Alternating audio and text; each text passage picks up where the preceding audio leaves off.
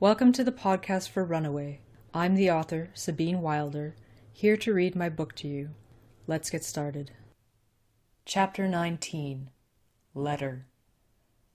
Susan's feet pounding across the floor echoed through the halls as she ran toward where she felt Evie would be.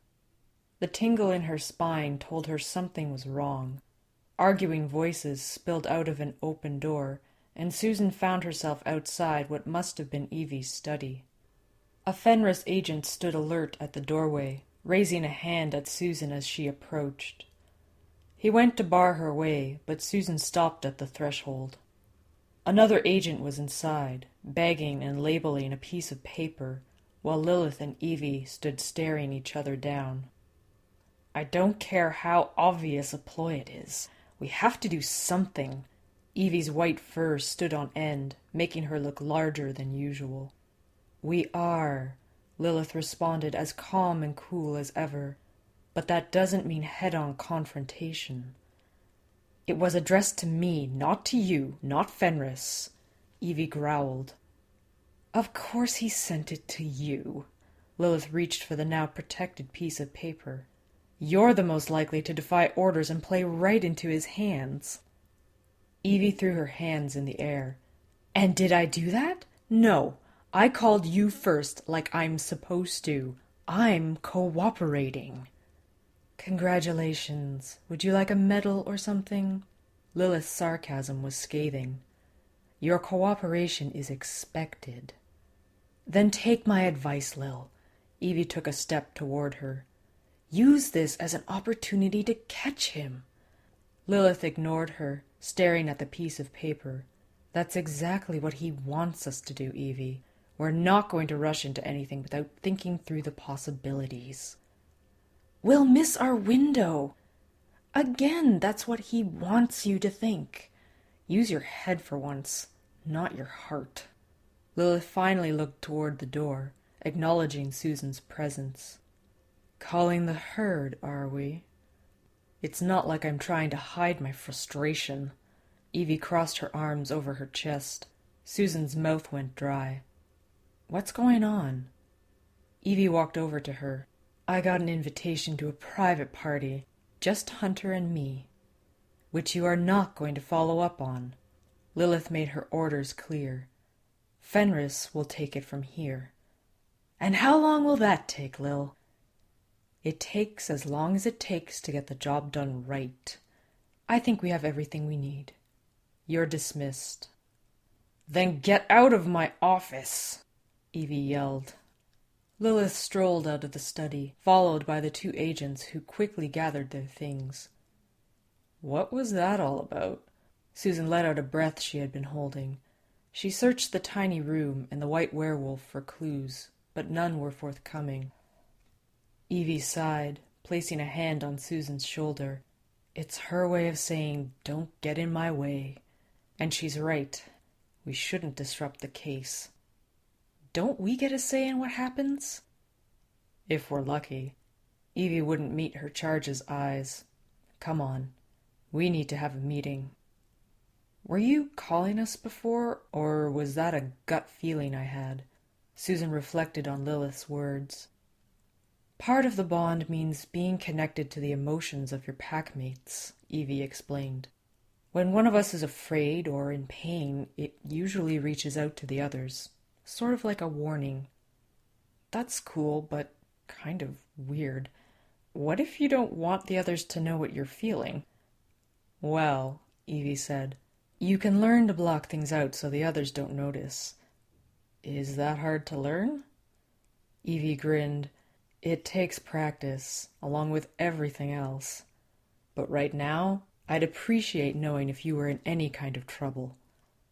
Susan couldn't argue with that. There were a lot of quirks she had to get used to, but at least she could see where this one would come in handy. She let Evie lead her to a small meeting room where the pack gathered. They sat together in the dull light of the drawn curtains until Les broke the silence. "What's up? Does Fenris have a new lead or something?" "Yes, there's been a new development." Evie folded her hands in front of her on the table, maintaining a calm expression. "And we weren't being briefed? Wonderful. Les drummed his fingers on the table. Evie sat up straight, commanding everyone's attention. Lilith assumes, and rightly so, that I'll tell you about this. She's not going to officially pass on this knowledge. It would be too dangerous. Dangerous? Sam tilted his head. How? Let me start from the beginning, Evie said.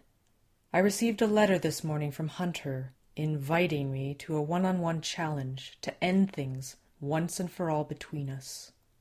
Les snorted. Could he be any more obvious in setting a trap for you? Hardly. He's counting on my ego to overpower my common sense. However, this would seem like the perfect opportunity to set a trap of our own and turn the tables.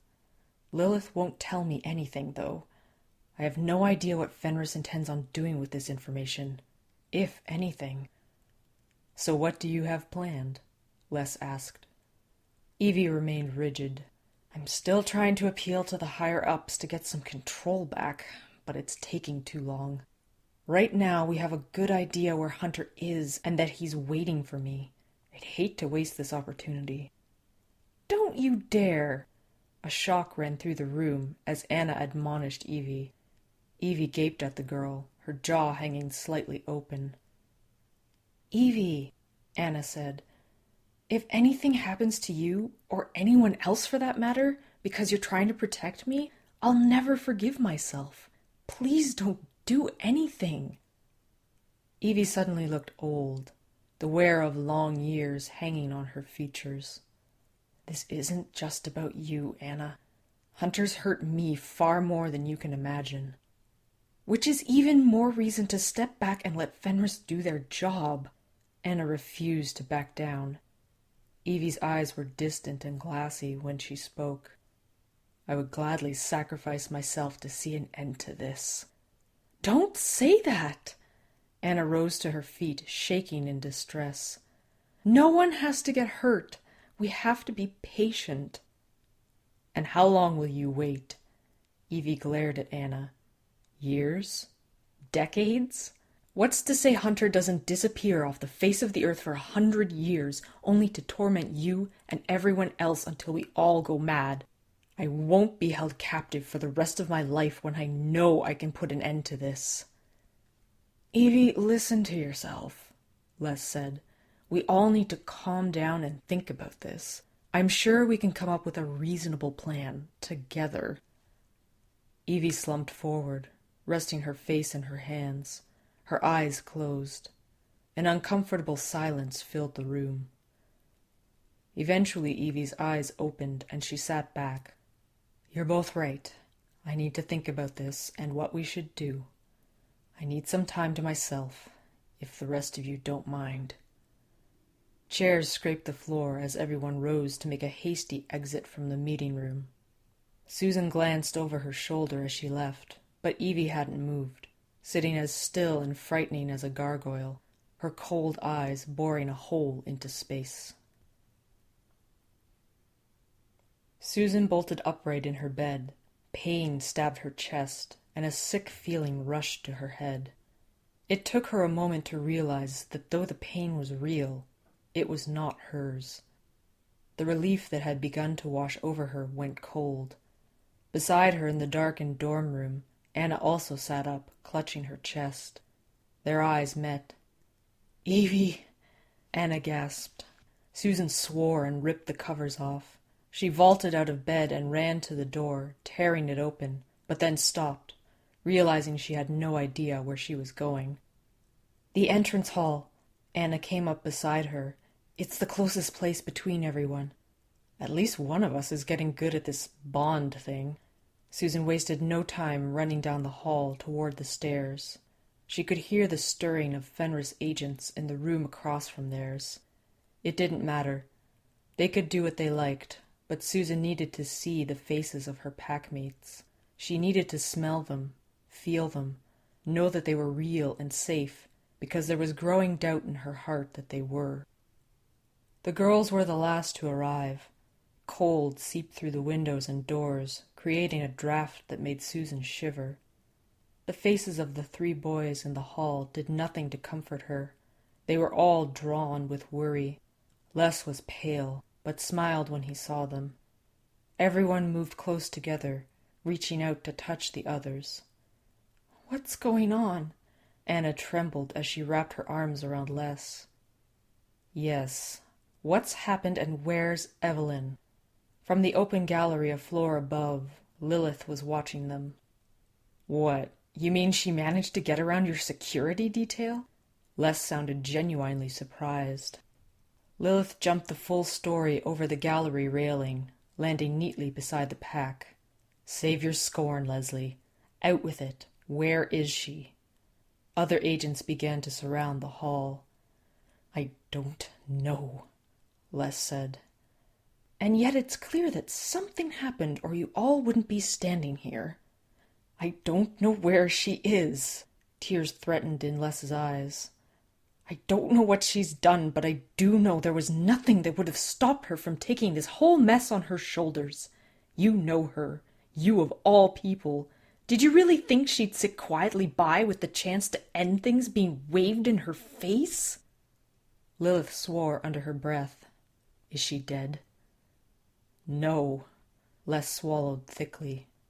"But she's wounded and terrified. That much I can feel." "Great. We had him right where we wanted him." "Then why didn't you tell us?" Les screamed in her face. "This is your fault, Lilith. If you had told Evie what you were doing, she wouldn't have tried to finish this on her own." Lilith approached Les, shoving her face within inches of his, her voice low and threatening. "Not another word." "Fine."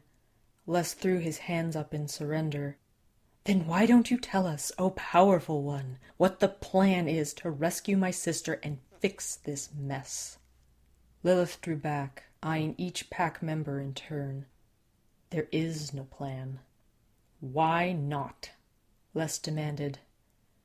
"Don't you get it? She played right into his trap. He's going to use her to bait the rest of you and get exactly what he wants." Lilith's gaze settled on Anna. "Evie's on her own." "What?" Susan couldn't believe what she was hearing. "You can't do this. You can't leave her out there. She's going to die." No one had said it, but she knew they could all feel it. Though the sharpness of the pain subsided, she could feel Evie's connection growing weaker. "We could find her. We could save her." "You will do no such thing," Lilith said. "Especially you and Anna." "Let me go then." Les stepped forward. "You can give me a team or not. It doesn't matter." "No, I'm not giving him any more power than he's already gained.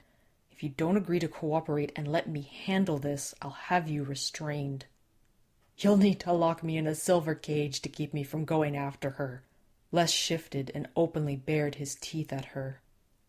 "If that's what it takes." Lilith waved a hand, and 2 agents stepped away from the edge of the room, grabbing Les by the arms. Susan gasped as someone pulled at her own arm. Each of them were surrounded, and then the agents began to pull them away from each other. That concludes Chapter 19. Runaway is currently available for you to listen to for free. I will release a new chapter every week until the book is finished. But if you can't wait to find out what happens, the ebook is available through Kobo and Amazon. Just search for Sabine Wilder or get a direct link from my website at sabinewilder.com. I'd love to hear from you. If you have any questions, comments, or would like to give me feedback, you can always email me at sabine@sabinewilder.com. Don't forget to rate this podcast and help me grow. Thank you for listening, and have a pleasant night.